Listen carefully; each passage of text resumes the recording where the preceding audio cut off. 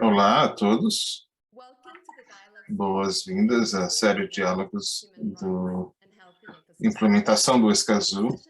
Nessa sessão será realizada em inglês e para receber a tradução em espanhol e português, aperte o ícone de tradução que está na sua tela na parte inferior. O meu nome é Cláudia Ituarte Lima. Eu serei a facilitadora dessa sessão na plenária e teremos um grupo de outros anfitriões nas outras sessões de breakout. Essa é uma sessão no programa de governança ambiental, feita em colaboração com o PNUD e o Programa de Ambiente das Nações Unidas e o Escritório do Comissário de Direitos Humanos e outros. Então, é realmente um prazer ter tantas instituições em termos deste processo. O objetivo dessa série de diálogos, e essa é a terceira sessão, é de identificar estratégias para implementar o Acordo de Escazú e outros acordos multilaterais e outros tratados. Nós tivemos uma discussão rica e vamos dividir essa sessão em duas partes. A primeira será uma mesa redonda com colegas que contribuem em assuntos diferentes, complementares, e depois vamos passar para as salas de breakout. As salas independentes serão em idiomas diferentes, nós vamos fornecer maiores detalhes nisso. E nessa parte das salas independentes, nós vamos ter outras discussões. A gente vai dar mais detalhes quando chegar lá. Por hora, eu gostaria de começar conhecendo quem está na sala. Nós vamos ter uma pesquisa, uma enquete, e eu vou pedir aos meus colegas que possam iniciar com essa enquete.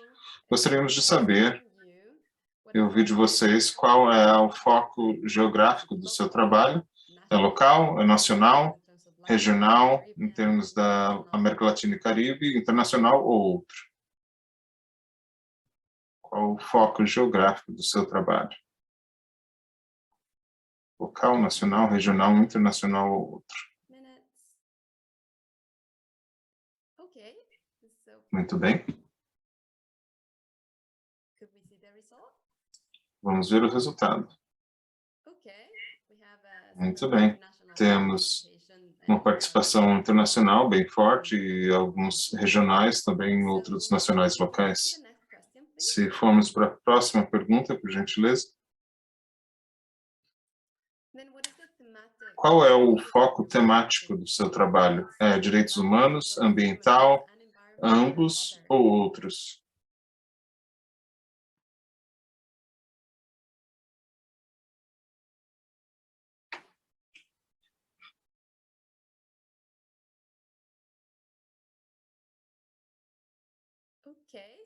Muito bem. Vamos ver os resultados, então. A maioria é em ambos, direitos humanos e ambiental.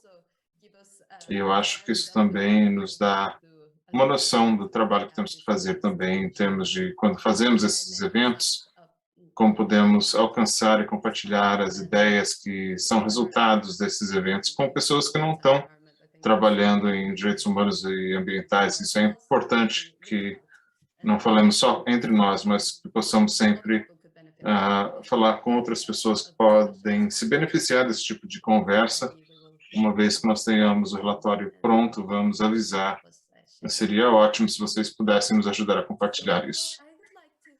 Agora, eu gostaria de destacar 3 ideias-chave que saíram das últimas séries e nos ajuda a estruturar algumas perguntas. Foi uma discussão muito rica que nós também vamos fornecer as gravações para vocês. O primeiro ponto é sobre as colaborações regionais no Escazú. Essa ênfase de colaboração no Escazú também nos leva a pensar que o quanto mais países da América Latina e Caribe se unem, isso vai ajudar mais o acordo a realizar as suas metas com o ambiente e o desenvolvimento sustentável em termos de participação, acesso à justiça e outros assuntos ambientais. Então, nós temos troca de experiências entre vários países que ratificaram esse acordo, isso é muito importante. Em exercício, outros países também podem ver quais são os funis que estão acontecendo aqui. O segundo ponto é que o Acordo de Escazú não é um teto, mas sim um piso. E, nesse sentido, esse piso pode nos ajudar a trazer inovações que nos vão ajudar a chegar a outros objetivos em termos de acordos multilaterais ambientais, por exemplo, a Convenção de Objetivos de Usos Sustentáveis e outros. Nós também vamos conseguir fazer isso dentro da realidade da América Latina e Caribe, dentro de ambos a oportunidade com a diversidade rica de plantas, animais e também a diversidade cultural da região. Temos desafios também que nos trouxeram preocupações. Isso também nos ajuda. Esse piso do Acordo de Escazú em termos de estar em compliance com os tratados internacionais. Eu já mencionei outros acordos multilaterais ambientais. Tem outros acordos que toda a América Latina e países do Caribe estão participando.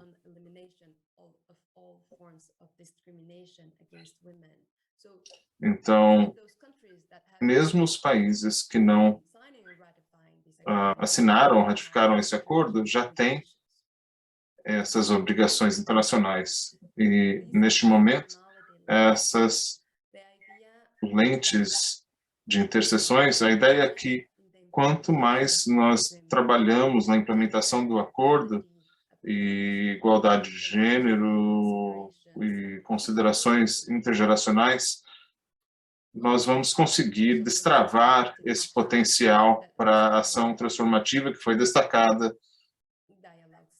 nas outras sessões de diálogo que tivemos. E aqui, algumas pedimos que vocês possam elaborar um pouco nas suas salas individuais quais são as partes que podem ser implementadas. Pensamos também nas lições aprendidas em termos de ter um plano de ação no gênero dentro do contexto do Acordo de Escazú, ou diretrizes para integrar igualdade intergeracional e de gênero e também no monitoramento deste acordo.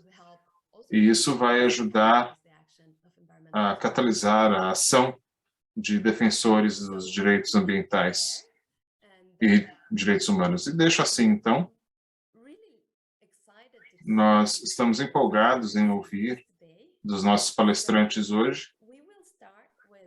Vamos começar com Patrícia Balvanera. Ela é uma professora na Universidade Mexicana Nacional e tem muita experiência dentro do contexto de plataformas intergovernamentais em biodiversidade e ajudar os ecossistemas. Gostaria de perguntar-lhe, Pati, no contexto de diversidade e outros serviços e as suas avaliações, o que pode ser feito pelos estados e sociedade civil, o que eles podem usar mais nesse acesso para implementar o Acordo de Escazú? Pati, você tem a oportunidade de falar agora. Muito obrigado pela sua pergunta. Eu gostaria de compartilhar a minha tela para responder essa pergunta. Como vocês sabem, o IBES, a plataforma é uma plataforma intergovernamental que foi lançada em 2020 e temos 136 países signatários e tem um website que eu também vou falar em termos de recursos que estão disponíveis e como vocês podem usar isso. Então, o IBES criou várias avaliações, 3 são temáticos, um em polinadores, outro em cenários, outro em degradação de terra e restauração, e os 4 por regiões, um para as Américas e uma avaliação global e 2 relatórios especiais, um na pandemia e a biodiversidade e um em colaboração com o IPCC, a outra plataforma intergovernamental sobre mudança climática na colaboração ou nas sinergias entre elas.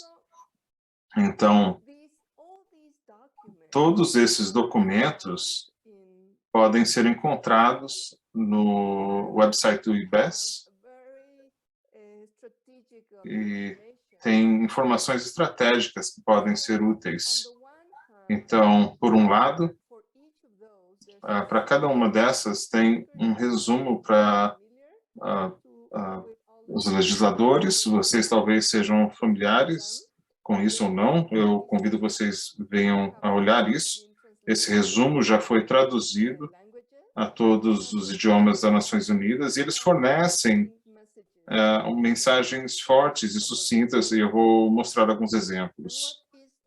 E o que é muito importante sobre esses resumos é que eles foram acordados, palavra por palavra, por todos os países signatários nas plenárias. Enquanto esses documentos não são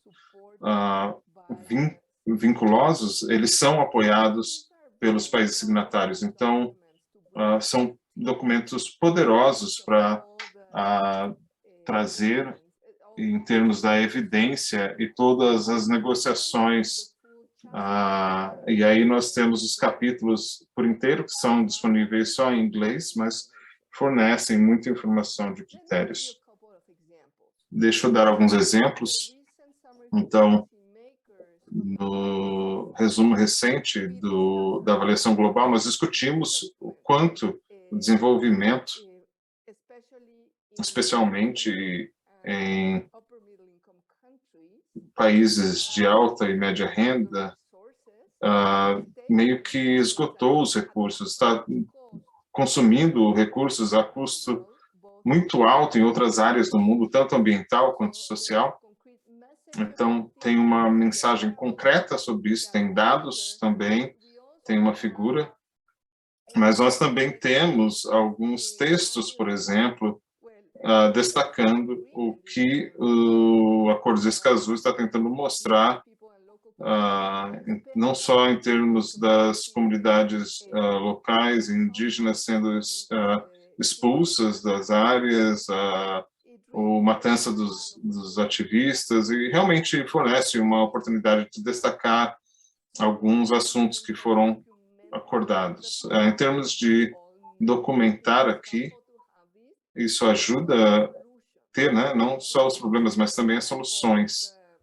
Então, uma figura icônica do resumo de legisladores é a ênfase nas intervenções de governança multiatoras, mas também na importância dos valores que visões de uma boa vida e reduz desigualdades. Então, tem pontos específicos que direcionam essas ideias. Por outro lado, temos ainda um grupo de ferramentas disponíveis. Essas são as que eu já falei em termos de avaliações. Aí você tem fundamentos de conhecimento, são dados e relatórios para workshops indígenas de conhecimento local, tem a parte de comunicação, tem webinários, processos que ajudam as pessoas a participar. Nós temos um catálogo de ferramentas de apoio e exemplos como esses produtos foram usados para tomada de decisões em algumas políticas. Tudo isso está disponível para vocês. Eu convido que vocês possam aproveitar e usar essas informações. Muito obrigado, Patty. Eu acho que você nos forneceu um entendimento rico do que essa plataforma está nos fornecendo. Então, ainda ontem eu estava numa sessão com os juízes e que eles estavam pedindo é que nós precisamos a base de ciências para tomar as nossas decisões e ter essas coisas que são confiáveis. Então, aqui nós temos um exemplo rico desse trabalho colaborativo, não só de um país, mas de outros também, como o Patty mencionou, nos fornecem com essas ferramentas apoiadas politicamente por vários países. Então, agora, gostaria de passar para Hey Eddie. Ele é um conselheiro no PNUD e também trabalha com um programa de pequenas doações. Gostaríamos de ouvir as suas ideias. Como você acha que a colaboração global pode ajudar a implementar o Acordo de Escazú? E também como essas inovações de baixo para cima que estão surgindo da América Latina e do Caribe pode ajudar. Terence, você tem a oportunidade agora de falar. Muito obrigado a todos. Eu acho que a minha intervenção vai seguir bem de acordo com a outra, mudando o foco um pouco para implementação. O nosso programa de pequenos grants, pequenos dotes, começou em 1992 e foram criados, então, mecanismos financeiros para várias convenções e foi uma chamada clara para a modalidade da sociedade civil acessar além do que os governos podem fornecer em termos de projetos.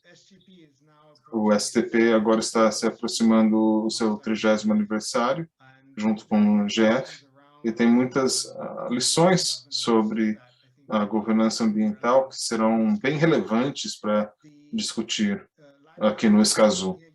A região da América Latina tem quase uma participação universal no STP, nós temos apenas um país que saiu, e nós esperamos que volte em breve, e de várias maneiras é um veículo para construir uma plataforma de governança para governo e sociedade civil trabalharem juntos, tanto a nível nacional, em termos de dar fundos para iniciativas de CSO, e nós temos vários colegas nesse webinário que estão trabalhando no STP a nível nacional, mas também em termos de plataformas de diálogo, se seriam a escala de território ou de panorama, nós vamos trabalhar mais sobre isso em um momento, e também o elemento de alinhar os projetos de CSO,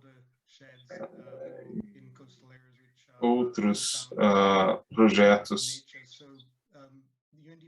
Então, o PNUD tem implementado isso e tem entregue fundos para outros acordos globais com outros doadores. Então, lidando com a sua pergunta, eu acho que, em algum sentido, é um mecanismo de entrega para esses tipos de parcerias. Em relações a convenções, o CBD é uma das centrais, mas se você olhar a Convenção de Estocolmo, nós tivemos ali uma parte sobre tóxicos, o STP conseguiu desenvolver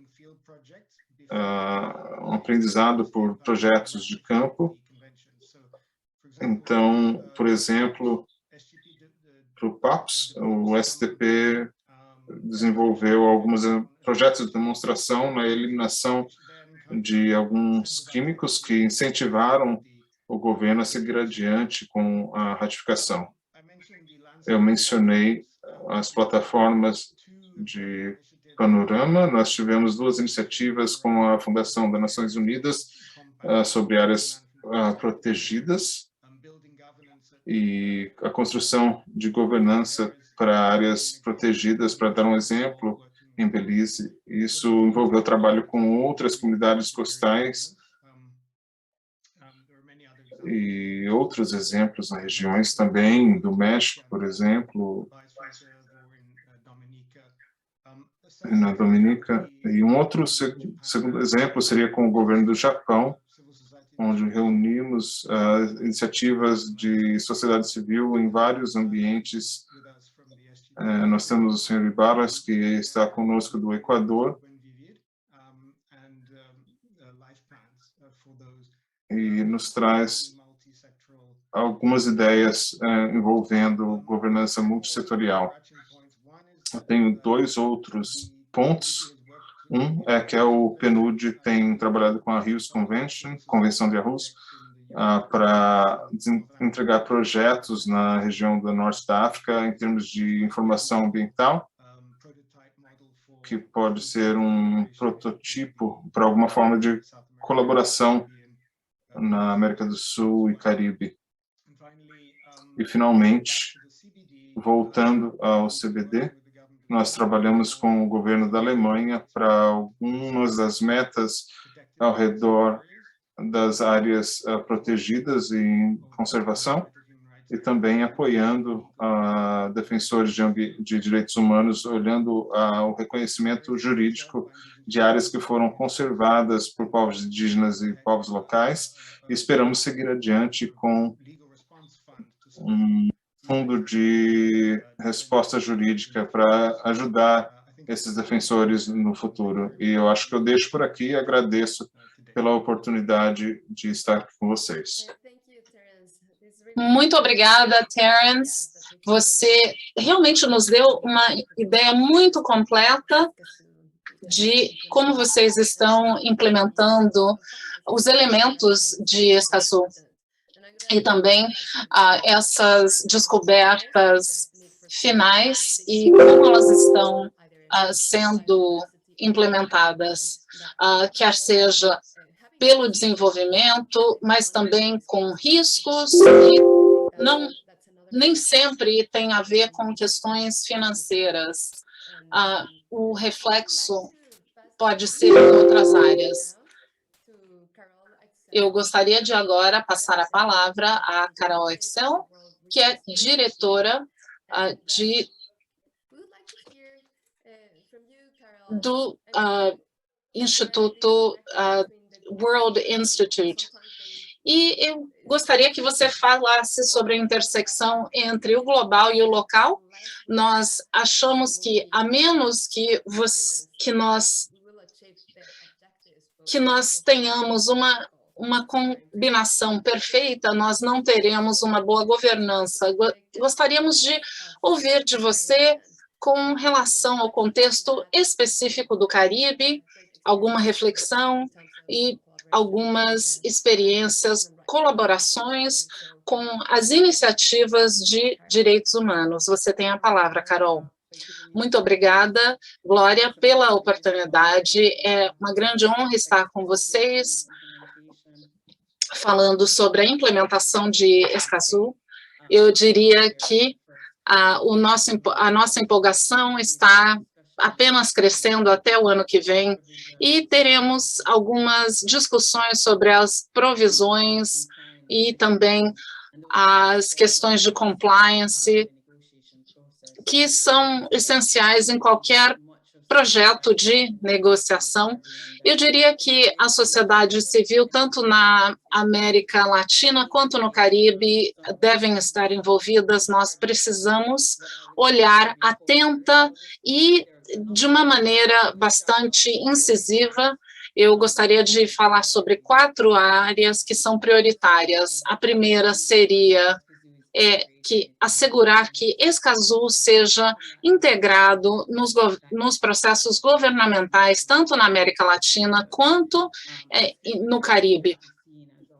Escazú não pode ser visto como um acordo independente que não se integra em outros processos, como seriam, por exemplo, os acordos de Paris ou os outros acordos governamentais, e temos que ter uma intersecção de agências do governo, e quanto mais integrarmos tais participantes e o papel que elas exercem no planejamento climático, e temos que também ver a transparência, alvarás, permissões, licenças, etc. Então, integração é uma das primeiras prioridades quando nós pensamos em Escazú na América Latina e no Caribe. Em segundo lugar, é importante nos concentrarmos na convenção. Escazú tem 11 em colaboração, e isso nos dá um plano, e com isso nós conseguimos pensar em modelos que podem ser implementados na região. E esses 2 artigos são cruciais, porque há tantas opções que podem ser consideradas. Por exemplo, artigo 10, as autoridades de capacitação. Então, como é que você consegue implementar isso em uma região tão diversa? E como é que oficiais do governo podem aprender quem são os melhores, por exemplo, no México, ou um país no Caribe, por exemplo? Quais são as melhores práticas das quais nós queremos aprender? E decidir um sistema que funcione para os oficiais e um sistema que sirva como embasamento para entendimento e entender as necessidades, a avaliação de necessidades e as abordagens que devem ser usadas para desenvolver esses mecanismos de capacitação. Essas devem ser prioridades, e também o envolvimento de oficiais judiciais, de logística, pensando também nas abordagens educacionais, pensando nos alunos, nos estudantes, e falando sobre as capacidades das pessoas vulneráveis. E o que tem acontecido nos últimos 10, 15 anos, e integrar na nossa implementação. A próxima área também acho que é essencial, focarmos nos defensores ambientais que estão em perigo, não só no mundo, mas na América Latina como um todo. E eu diria que é uma área que a convenção precisa poder concentrar nos defensores ambientais, globalmente e também na região. E nós temos várias testemunhas globais, vários relatórios. Eu acredito que 3/4 dos defensores foram mortos, de 250, e essa proporção foi na América Latina. Então, é uma crise real, na qual nós precisamos de mecanismos de defesa para apoiar os defensores. Como é que nós podemos priorizar, e o que é que nós podemos fazer em termos de abordagens, em termos de estratégias? Como é que nós podemos integrar outras áreas?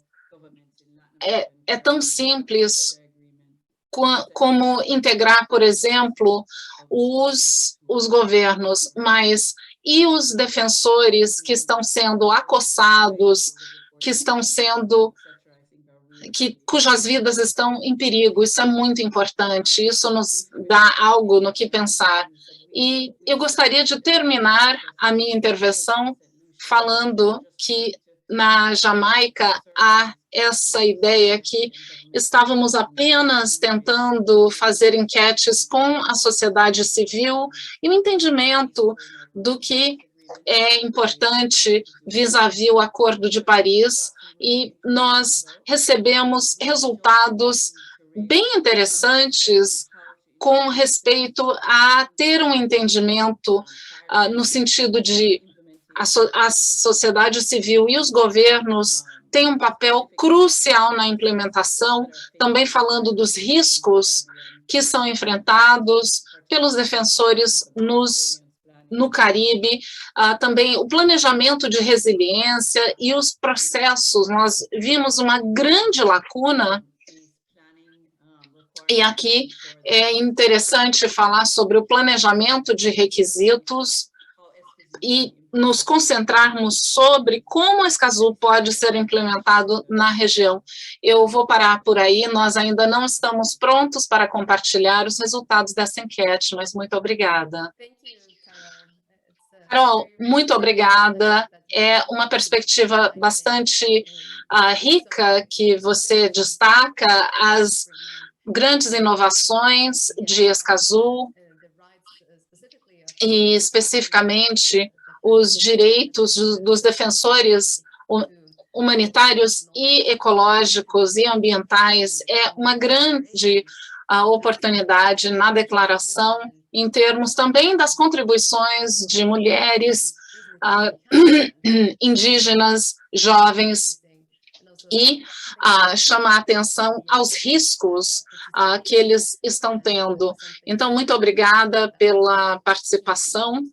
Isso é importante em termos da negociação do acordo. É uma perspectiva muito interessante em relação a como será implementado. Eu gostaria agora de abrir para perguntas dos participantes.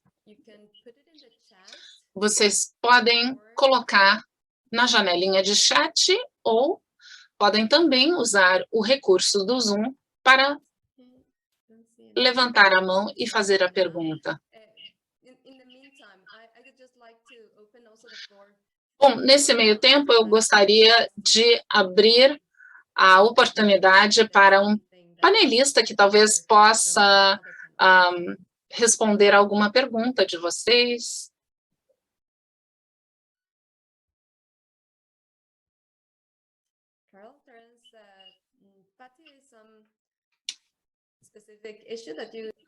Alguma questão específica que você gostaria de ouvir dos outros panelistas? Obrigada.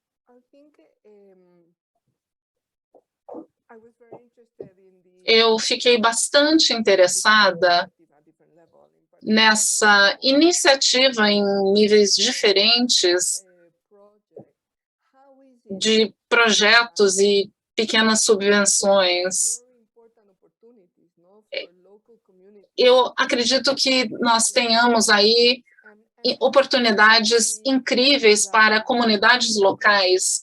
E como é que vocês veem as capacidades em Escazú das agências nessas comunidades de realizar eventos transformadores?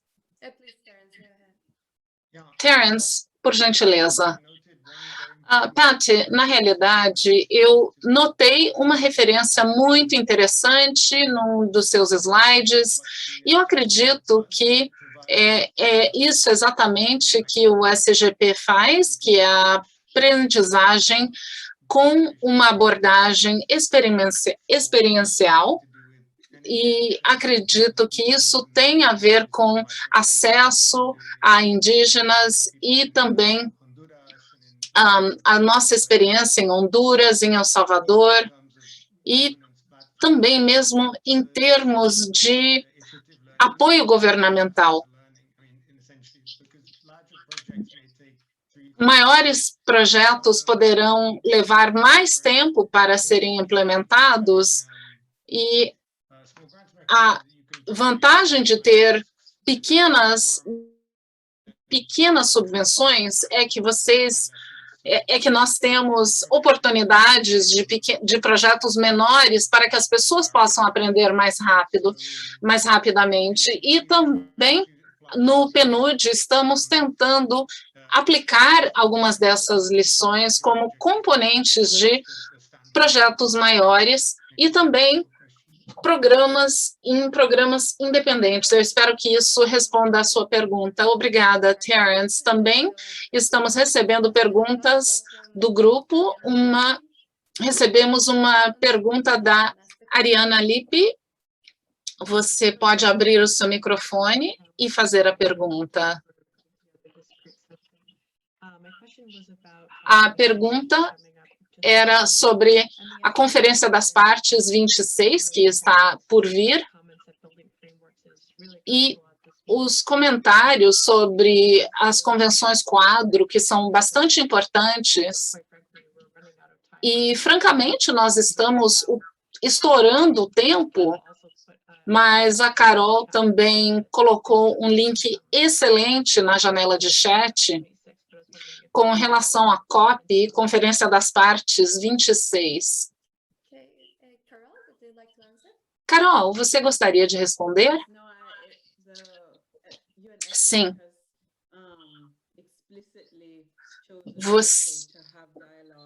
Vocês escolheram ter um diálogo explícito de acordo com a Convenção de Paris e contemplando como é possível implementar Escazú, e eu acredito que esses 3 elementos e as lições aprendidas, tanto contemplando a Convenção Quadro Ex, quanto outras estratégias sendo desenvolvidas no âmbito da COP, que tem um impacto na América Latina e no Caribe. Eu diria que isso tudo é muito interessante, porque alguns países signatários e que têm um enfoque geral não têm um enfoque na América Latina e no Caribe, e isso seria uma maneira de assegurar uma conexão. Essa conexão seria que os governos designassem esse ponto focal para essa estratégia de participação e de implementação do Acordo de Paris. Eu diria que isso é realmente relevante e que nós precisamos assegurar uma coordenação entre agências de mudança climática em nível governamental e que atuam de acordo com o Acordo de Escazú em diferentes setores. Para mim, isso é essencial fazer isso. Carol, obrigada. Temos outra intervenção. Se você quiser abrir o microfone. Olá a todos. Sou pesquisadora independente trabalhando na Universidade McGill, no Canadá, e faço pesquisa sobre conservação. Minha pergunta estava relacionada à proposta. Eu gostaria de ver as inter-relações com os povos indígenas e os estados e ver que esses fundos realmente cheguem às pessoas. Então, como é que a missão pode ajudar essas organizações a destinarem os fundos para que esses fundos cheguem nas mãos das pessoas? Paola, obrigada. Temos outras perguntas e gostaríamos de também dar uma oportunidade para outras pessoas que estão com a mão levantada. Temos também uma outra pergunta. Então, por favor, pode abrir o microfone e fazer a pergunta.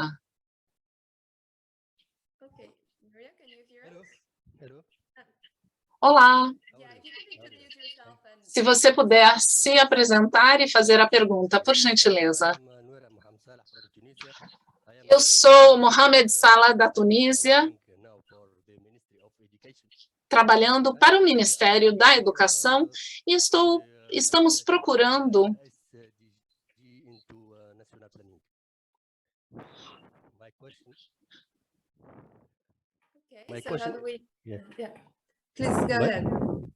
Desculpem, o som não está adequado para a interpretação. Há uma pergunta sobre planejamento nacional.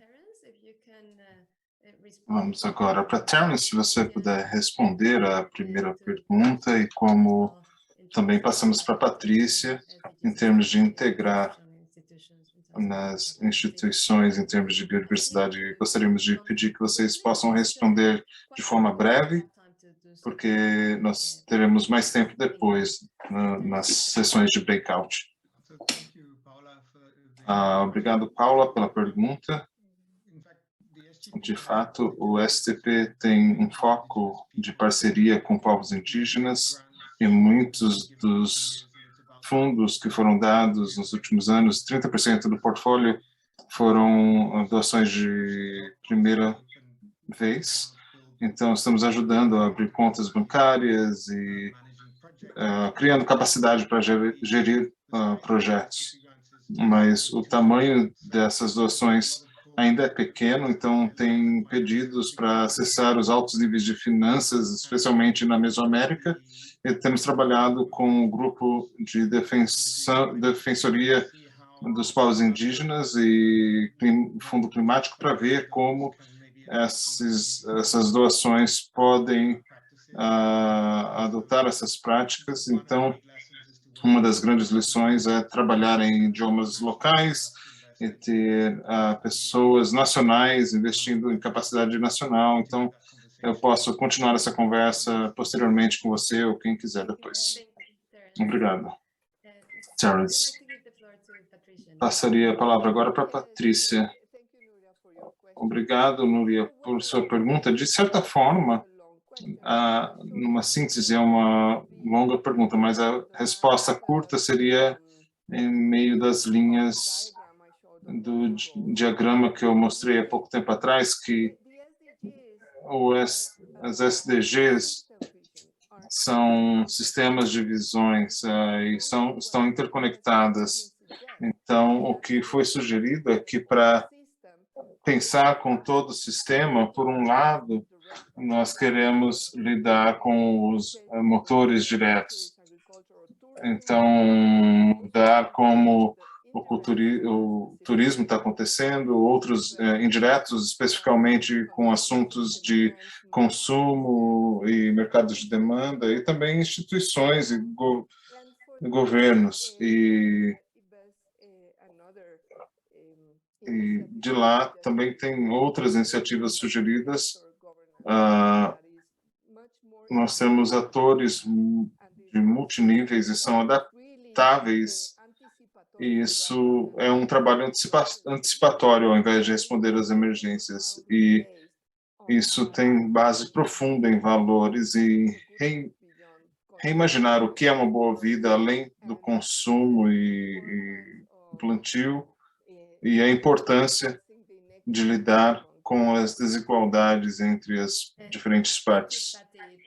Obrigado, Patty. Isso nos dá uma transição perfeita para as nossas sessões de breakout.